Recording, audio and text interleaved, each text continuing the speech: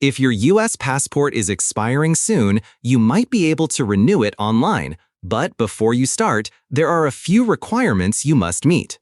The passport you are renewing must have been valid for 10 years, and you must have been at least 25 years old when it was issued. It should be expiring within 1 year or expired less than 5 years ago. You can only renew if you are not changing your name, date of birth, place of birth, or gender.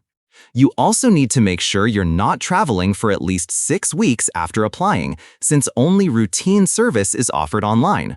This means the timing is the same as renewing by mail. Online renewal is only for regular tourist passports, not special issuance like diplomatic or official ones. You must be living in the United States, either in a state or territory.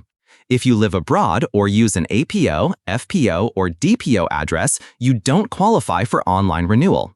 You must also have your current passport with you. It cannot be damaged, reported lost, or stolen. Keep it with you during the application, but don't mail it in. Payment is done online, so you'll need a credit or debit card. You also have to upload a digital passport photo that meets the official requirements. Make sure someone else takes it and avoid selfies or scanned images.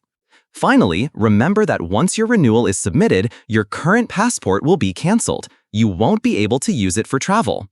To start the process, go to the MyTravelGov website and sign in through login.gov. If you don't already have an account, you can create one. Once you're logged in, click Renew Your Passport and follow the steps. The system will check your passport against their records to confirm you're eligible. Type your information exactly as it's printed in your current passport.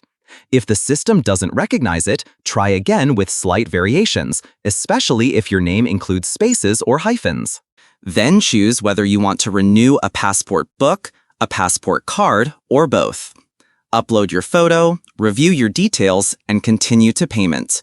You'll pay your fees through pay.gov using your card. After you've paid, you'll receive emails about your application. The first will confirm your payment is pending, and another will confirm it has been processed. Check your spam folder if you don't see these emails. And that's it.